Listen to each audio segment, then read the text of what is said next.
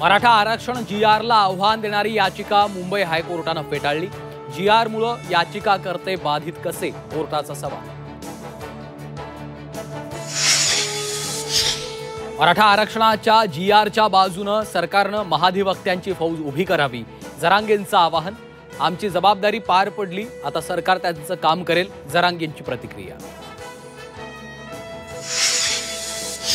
ठाकरे बंधू मुंबईत सत्तेत आल्यास आनंद, कोल्हापुरात शरद पवारांचं वक्तव्य।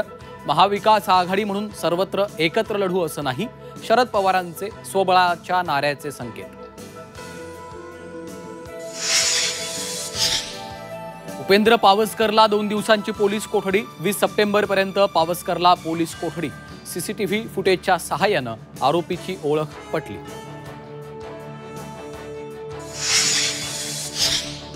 कर्नाटकच्या आळंदमध्ये मतं डिलीट, महाराष्ट्रातल्या राजुऱ्यात मतं वाढवली।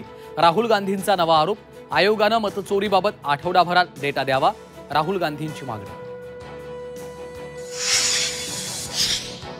राहुल गांधींचे आरोप निवडणूक आयोगानं फेटाळले। राहुल गांधींचे आरोप चुकीचे आणि निराधार असून कोणतंही मत ऑनलाईन डिलीट करता येत नसल्याचं निवडणूक आयोगाचं स्पष्टीकरण।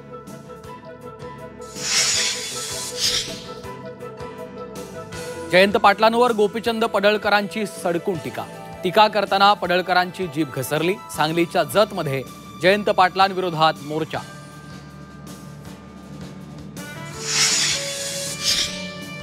नाशिकमध्ये 121 किलो भेसळयुक्त पनीर खवा जप्त, 43,000 किमतीचा पनीर खवा जप्त। नवरात्रीच्या पार्श्वभूमीवर अन्न औषध प्रशासनाची मोठी कारवाई। आणि चंद्रपूर जिल्ह्यातील ताडोबाच्या रस्त्यावर जंगलाच्या राजाचा मुक्त संचार, व्हिडिओ व्हायरल।